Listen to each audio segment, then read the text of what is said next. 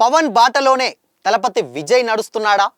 Remake సినిమాలే అనుకున్నాం, కానీ రీమేక్ రాజకీయాలేంటన్నా అని ఎందుకు అంటున్నారు? అసలు పవన్కి తలపతి విజయ్కి మధ్య ఉన్న సంబంధాన్ని ఎందుకు సోషల్ మీడియాలో వేలెత్తి చూపుతున్నారు? తెలుసుకుందాం.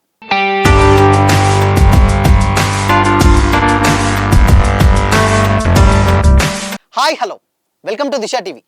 తమిళ్ స్టార్ హీరో తలపతి విజయ్ రాజకీయ పార్టీ పెట్టిన సంగతి అందరికీ తెలిసిందే. అయితే ఇప్పటి వరకు కూడా కమిట్ అయిన సినిమాలు అన్నీ ముగించి రాజకీయాలపైనే ఆయన పూర్తిగా దృష్టి పెడతానని తేల్చి చెప్పారు. ఇందుకోసం ఆయన గ్రౌండ్ లెవెల్ నుంచి కూడా పార్టీ నిర్మాణం చేసుకుంటున్నారు. అది కూడా అందరికీ తెలిసిన విషయమే. అయితే తమిళనాడులో రాబోయే అసెంబ్లీ ఎన్నికలే టార్గెట్గా విజయ్ గారు ముందుకెళ్తున్నారు. ఇంతవరకు బాగానే ఉంది, మధ్యలో పవన్ కళ్యాణ్ గారు ఎందుకు వచ్చారు అని అనుకుంటున్నారా? సో చూద్దాం. అయితే ఒక బలమైన విజయం సాధించినప్పుడు అది మరికొందరిని ఖచ్చితంగా స్ఫూర్తినిస్తుంది. అది ఎలా అంటే అది డైరెక్ట్గా కావచ్చు, లేదా ఇండైరెక్ట్గా ఎలా అయినా వారిపై అంతకంటే బలమైన ప్రభావాన్ని కూడా డెఫినెట్గా చూపిస్తుంది. దానికి కొన్ని ఉదాహరణలు కూడా ఉన్నాయి. తెలుగునాటే కాదు, తమిళ్లో కూడా ఇది ప్రూవ్ అయింది.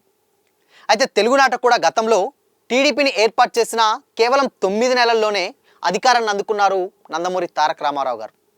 ఒక్క రామారావు గారే కాదు, అయితే తమిళ్లో ఎంజీఆర్ గారు కావచ్చు, లేకపోతే జయలలిత గారు కావచ్చు, కరుణానిధి గారు కావచ్చు, కెప్టెన్ విజయకాంత్ గారు, ఇలా రాజకీయాల్లో అందరూ కూడా సినీ బ్యాక్గ్రౌండ్ నుంచి వచ్చిన వాళ్ళు అందరూ సత్తా చాటారనే చెప్పాలి.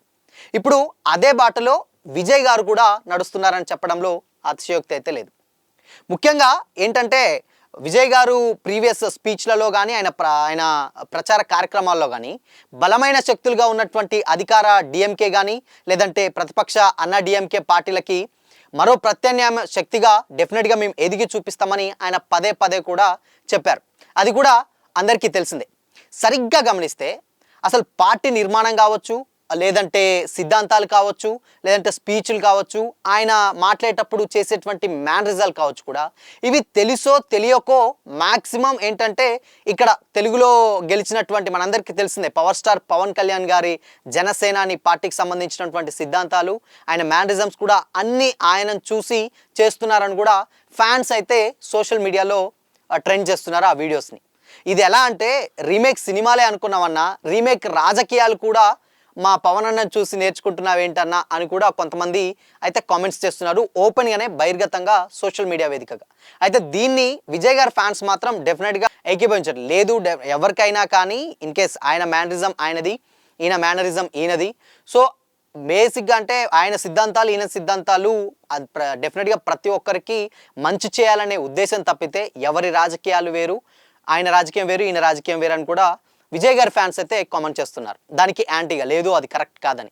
అయితే ఇప్పుడు ఈ టాపిక్ ఎందుకు వచ్చిందంటే సోషల్ మీడియాలో విజయ్ గారు రీసెంట్ టైంలో ఆయన ప్రచార కార్యక్రమంలో భాగంగా వెళ్తున్నప్పుడు ఒక వెహికల్లో, అంటే ఆయన వెహికల్లో కండువా మెల్లో గ్రీన్ కలర్ టవల్ ఉంటుంది, దాని చేతిలో రెడ్ కలర్ టవల్ ఒకటి ఉంటుంది, దాన్ని ఊపుతూ అంటే అక్కడ ఉన్నటువంటి ప్రజల్ని ఉత్సాహించేందుకు ఊపుతూ ఆయన ఒక చిన్న డ్యాన్స్ మూమెంట్స్ అయితే చేయడం జరిగిందనమాట. సో ఇలాంటి డ్యాన్స్ మూమెంట్స్ కానీ లేకపోతే ఇలాంటి ప్రచారాలు కానీ గతంలో పవన్ కళ్యాణ్ గారు ఉన్నటువంటి కార్యకర్తలలో అక్కడికి వచ్చినటువంటి ప్రజల్లో జోష్ని నింపడానికి ఆయన అలా చేసేవారు. బట్ ఇక్కడ విజయ్ గారు కూడా ఇలానే చేస్తున్నారు కాబట్టి సో ఆయనకు కొంచెం కంపారిజన్స్ ఉన్నాయి. అండ్ స్పీచెస్లో కానీ ఆయన చేసేటువంటి మేనరిజమ్స్లో కానీ ఆయన అనుకరించేటువంటి సిద్ధాంతాలు కూడా డెఫినెట్గా పవన్ కళ్యాణ్ గారిని అనుకరిస్తున్నారు అని కూడా ఇక్కడ పవన్ గారి అభిమానులు అయితే సోషల్ మీడియా వేదికగానే వాళ్ళు ఓపెన్గానే రియాక్ట్ అవుతున్నారు. దానికి విజయ్ గారి ఫ్యాన్స్ లేదు ఎవరిది వాళ్ళని అని కూడా అంటున్నారు. ఇది అందరికీ తెలిసిందే. సో మొత్తంగా ఏంటంటే అక్కడ విజయ్ గారికి ఉన్నటువంటి ఫ్యాన్ బేస్ వేరు. ఇన్ కేస్ తమిళ నుంచి వచ్చినటువంటి వాళ్ళు ఇప్పుడు మనం ఇందాక మాట్లాడుకున్నటువంటి అందరూ కూడా తమిళ్ సినీ బ్యాక్గ్రౌండ్ నుంచి వచ్చి సక్సెస్ అయిన వాళ్ళే. ఇక్కడ విజయ్ గారు కూడా ఇక రీసెంట్గా పార్టీ అయితే పెట్టడం జరిగింది తమిళనాడులో. పవన్ కళ్యాణ్ గారు తెలుగులో కూడా అలానే పార్టీ పెట్టి ఇప్పుడు డిప్యూటీ సీఎం అయిన సంగతి కూడా తెలిసిందే. మరి అక్కడి ప్రజలు అంటే గతంలో తమిళ్ స్టార్స్ పెట్టినటువంటి ప్రతి ఒక్క పార్టీని సక్సెస్ఫుల్గా రన్ చేశారు, వాళ్ళ అధికారాలను కూడా చేజిక్కించుకున్నారు. మరి అక్కడి ప్రజలు ఇక్కడ తెలుగులో అయితే పవన్ కళ్యాణ్ గారికి కూడా పట్టం కట్టారు. మరి అక్కడి ప్రజలు విజయ్ గారిని ఎంతవరకు ఆదరిస్తారు ఏంటో అనేది అయితే డెఫినెట్గా వెయిట్ చేయాల్సింది. అయితే రాబోయే ఎన్నికల్లో, అసెంబ్లీ ఎన్నికల్లో డెఫినెట్గా పోటీ చేసి తీరుతాం, అధికారంలోకి వస్తామని కూడా ఆయన ఓపెన్గానే పదే అయితే కొన్ని స్పీచెస్లలో అయితే మనం చూసాం. సో డెఫినెట్గా నెక్స్ట్ వచ్చేటువంటి అసెంబ్లీ ఎన్నికల్లో మేము మా పార్టీ తరఫున పోటీ చేస్తాం, పోటీ చేసి పేదల పక్షాన డెఫినెట్గా మా గొంతు వినిపిస్తామని కూడా ఆయన చాలా సందర్భాల్లో చెప్పారు. మరి అక్కడి ప్రజలు, తమిళనాట ప్రజలు ఆయనని ఇక్కడ తెలుగులో పవన్ కళ్యాణ్ గారిని ఆశీర్వదించినట్టే విజయ్ గారిని కూడా ఆశీర్వదిస్తారా లేరా అనేది చూడాలి మరి.